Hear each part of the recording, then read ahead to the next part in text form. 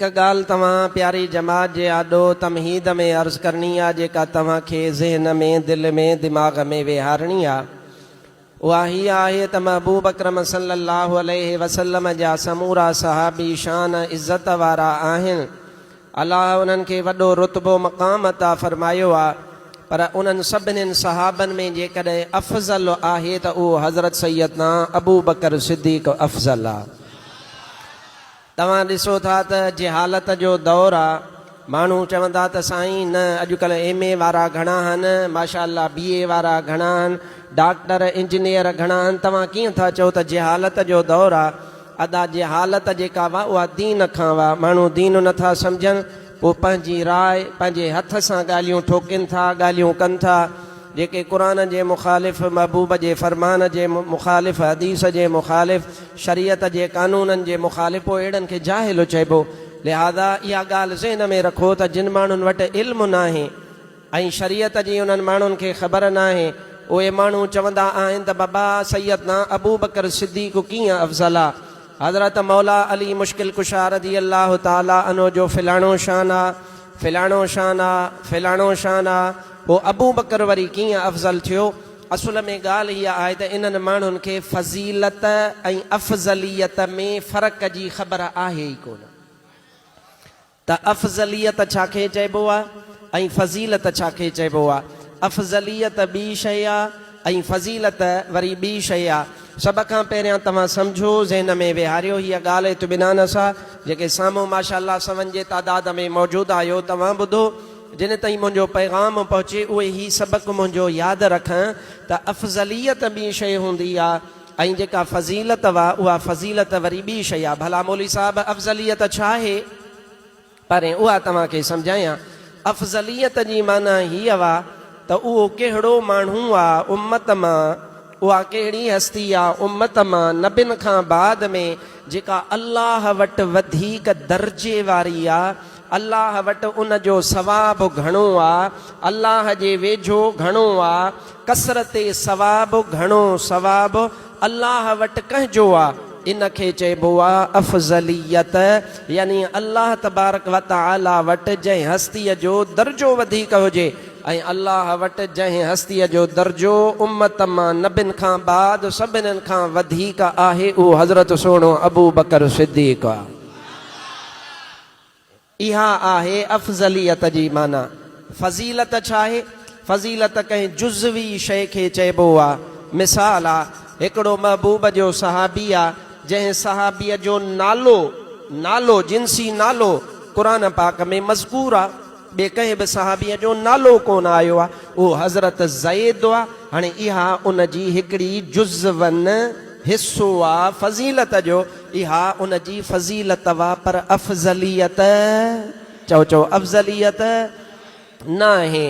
अहिड़ी तरह तव्हां क़ुरान पाक ते गौर कयो, महबूब जा जेके सहाबी आहिनि उन्हनि ते तव्हां गौर कयो। महबूब जो हिकिड़ो सहाबी आहे हज़रत सैयदना ख़ुज़ैमा अंसारी, जंहिं सहाबीअ जे अकेलीअ शाहिदीअ खे नबी पाक ॿिनि शाहिदिन जे बराबरि करार ॾिनो आहे। इहा फ़ज़ीलत वा अफ़ज़लियत? ॻाल्हायो, इहा फ़ज़ीलत वा ऐं अफ़ज़लियत न आहे। हज़रत उमर फारूक रज़ियल्लाहु तआला अन्हु उहो सहाबी आहे जंहिं सहाबीअ लाइ नबी पाक इरशाद फ़रमायो आहे त जेकॾहिं मूंखां पोइ को नबूवत जो हक़दार हुजे हा, यानी नबी थिए हा, नबूवत जो सिलसिलो मूं ते ख़तमु आहे, पर जेकॾहिं को नबी थिए हा त उहो हज़रत उमर फारूक थिए हा। इहा फ़ज़ीलत वा पर अफ़ज़लियत? ॻाल्हाए फ़ज़ीलत वा पर अफ़ज़लियत? ॾुखी ॻाल्हि कोन थो कयां, ज़रूरी सबक़ु आहे। मुंहिंजूं सभु तक़रीरूं हिकिड़े पासे ही सबक़ु ज़रूरी आहे, छो त हीअ अहले सुन्नत व जमात जो अक़ीदे जो बुनियाद आहे, इन ते बीठल आहे। लिहाज़ा अहिड़ी तरह महबूब अकरम सल्लल्लाहु अलैहि वसल्लम जा ॿिया खोड़ सहाबी आहिनि, कंहिंखे का फ़ज़ीलत हुआ, कंहिंखे का फ़ज़ीलत हुआ, कंहिंखे का फ़ज़ीलत हुआ। हज़रत सअद महबूब जो सहाबी आहे जंहिं अल्लाह जी वाट में सभ खां पहिरियां तीर उछलियो हो, उहो हज़रत सैयदना सअद हुआ। पर इहा फ़ज़ीलत वा अफ़ज़लियत? इहो ई हज़रत साद आहे जंहिं सभ खां पहिरियां नबी पाक सल्लल्लाहु अलैहि वालिहि वसल्लम जे मथां बीही करे पहरेदारी ॾिनी। पहरो नबी साईं जो पहिरो पहरेदार हज़रत सैयदना साद आहे। पर इहा फज़ीलत वा अफ़ज़लियत ख़ैबर वारो किलो मौला अली मुश्किल कुशा असां अहले सुन्नत जे इमाम हज़रत अली साईं जे हथ मुबारक ते फ़तह थियो। इहा फज़ीलत वा पर अफ़ज़लियत इहो ई फ़र्क़ु जिन माण्हुनि खे मां चवां थो न जहालत आहे, इहो ई फ़र्क़ु माण्हुनि खे सम्झ में न ईंदो आहे त पोइ तकिड़ो चई ॾींदा आहिनि बाबा हीअ फज़ीलत अली साईं में आहे, पोइ अफ़ज़ल फिलाणो कीअं थियो। मूं चयो तोखे ख़बर ई कान्हे त तो अफ़ज़लियत ऐं फज़ीलत जो फ़र्क़ु सम्झो ई कोन्हे। अफ़ज़लियत जो मतिलबु आहे अल्लाह वटि जंहिं सहाबीअ जो दर्जो सभ खां मथे आहे, इहा वा अफ़ज़लियत। बाक़ी को वधीक सचार आहे, को फ़िक़्ह वधीक थो ॼाणे, को हलाल हराम जा मसइला वधीक थो ॼाणे, को मीरास जा मसइला वधीक थो ॼाणे, को वधीक बहादुर आहे, को सहाबी आहे उन खां शैतान भॼंदो आहे। इहे उन्हनि जूं जुज़वी फज़ीलतूं आहिनि। पर जेॾी महिल सॼनि मामलनि खे ॾिसबो त सभिनीनि में अफ़ज़ल नज़र ईंदो त हज़रत अबू बकर सिद्दीक़ नज़र ईंदो। हाणे अञा हिन जो मिसाल सादो तव्हांखे ॾेई सम्झायां मां, मुंहिंजा भाउ अदीज़, अञा सादो सवलो। अबा मां क़ुर पाक जो हाफ़िज़ आहियां, या फज़ीलत आहे? फज़ीलत आहे क़ुर पाक। मुंहिंजो वालिद गिरामी हज़रत साईं शेर मुस्तफ़ा सुल्तानुल वाइज़ीन तव्हांजो उस्ताद, असां अहले सुन्नत जो उस्ताद साईं मुफ़्ती अब्दुर रहीम सिकंदरी हाफ़िज़ क़ुरान कोन हो। चओ कोन हो, हाफ़िज़ क़ुरान कोन हुयो। पर हाणे इहा मुंहिंजी जेका फज़ीलत आहे इहा जुज़वी आहे। पर इन जो इहो मतिलबु त कोन्हे त मां मुफ़्ती साहिब खां वधी वियुसि या अफ़ज़ल थी वियुसि। हालांकि मां वटि इहा हिकिड़ो रुतबो आहे, मां हाफ़िज़ क़ुरान आहे, हज़रत साईं कोन आहे, पर इहा हिकिड़ी मुंहिंजे लाइ फज़ीलत जो बाइस आहे। अहिड़ी तरह मां अरबीअ ज़ुबान में किताब लिखिया आहिनि 20 खां वधीक, रुगो लिखिया कोन्हनि, उहे ॿाहिरीं दुनिया में माशा अल्लाह छपिया आहिनि। इहो आम सादो मसइलो थो ॼावे, इन जो उसूल सां फ़िक़्ह सां को ताल्लुक़ कोन्हे, पर तव्हांजे दिमाग़ में सवली वेंदी ॻाल्हि। मां अरबीअ ज़ुबान में 20 खां वधीक किताब लिखिया आहिनि, जेके कोयत में, मिस्र में, तुर्कीअ में, इन्हनि अरब मुल्कनि में, बेरूत में, लबनान में छपिया आहिनि। मुंहिंजा उस्ताद बि माशा अल्लाह वॾे रुतबे वारा, साईं मुंहिंजो वालिद साहिबु मुंहिंजो वॾे रुतबे वारो। पर इन जे बावजूदि इन जो इहो मतिलबु कोन्हे त मौलवी हक़ नबी तुंहिंजा 20 अरबी किताब या 15 या 18 या 17 बेरूत में, लबनान में छपिया, इन जो इहो मतिलबु कोन्हे त तूं सुल्तानुल वाइज़ीन खां अफ़ज़ल थी वहीं या पंहिंजनि उस्तादनि खां अफ़ज़ल थी वहीं। न न, इहा फ़क़ीर जी फज़ीलत त चइबी, पर अफ़ज़लियत कान चइबी। अल्लाह तबारक व तआला जे हबीब पाण अफ़ज़ल जंहिं सहाबीअ खे चयो आहे उहो अबू बकर सिद्दीक़ आहे। हिकु ॻाल्हि, ॿी ॻाल्हि ज़रूरी आहे, सम्झिजो इहा ॻाल्हि। ॿी ॻाल्हि हीअ आहे त के माण्हू मां चयो जहालत आहे, इस्लाम जा मुखालिफ़, अहले सुन्नत जा मुखालिफ़, जहालत आहे, का ख़बर कान अथनि। दुआए कुनूत जो तर्जुमो कोन थो अचे, न शई भंगोरा चवनि था बाबा ख़ानदान नबी साईं जो ख़ानदान आहे, उन नबी साईं जे ख़ानदान खां ॿियो कीअं अफ़ज़ल थींदो। इन जो मतिलबु आहे त हुन अफ़ज़लियत जो बुनियाद मयार ठाहियो आहे नसब खे, ख़ानदान खे। ख़ानदान बि अफ़ज़लियत जो मयार, चओ अफ़ज़लियत जो मयार।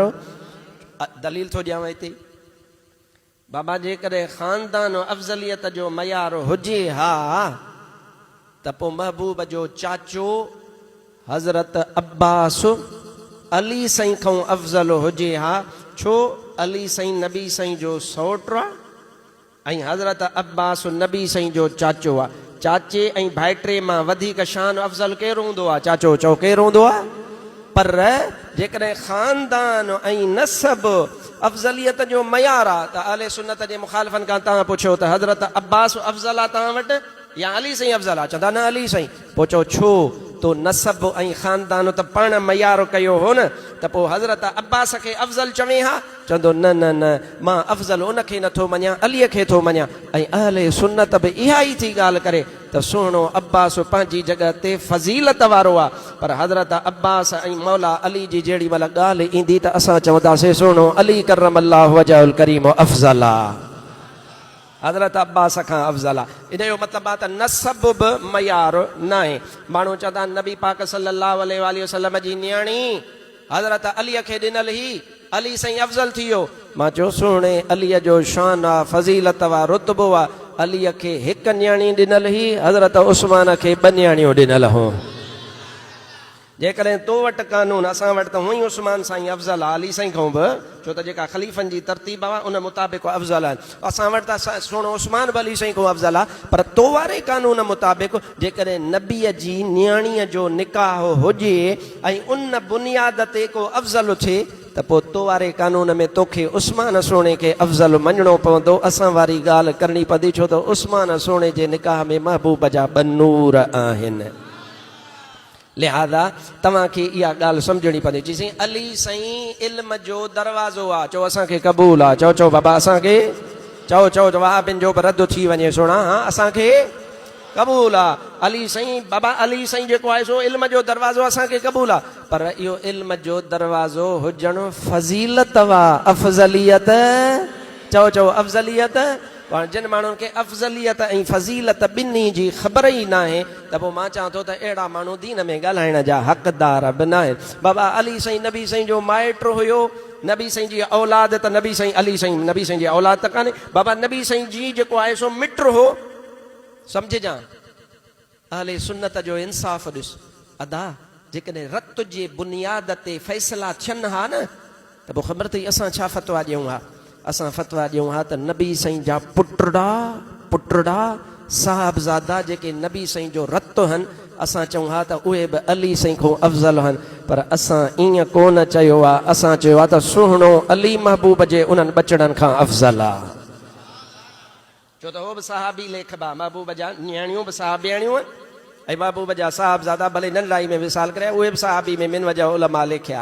त इन एतबार सां असां चऊं हा न नसब त नबी साईं जा बचड़ा आहिनि न, नबी साईं जूं न्याणियूं आहिनि न, त पोइ हिते इस्लाम जो मुखालिफ़ छा चवंदो? उहो त वरी बि चवंदो आहे त अली साईं अफ़ज़ल आहे। उनखे चइजे अली साईं खे अफ़ज़ल मञे थो, ख़ातून जन्नत नबी साईं जे जिगर जो टुकड़ो आहे ऐं तूं उते बि अली साईं खे अफ़ज़ल थो मञे। हिन जो मतिलबु आहे तूं ख़ानदान खे बुनियादु कोन थो बणाए सघे, छो त मयार इहो न आहे।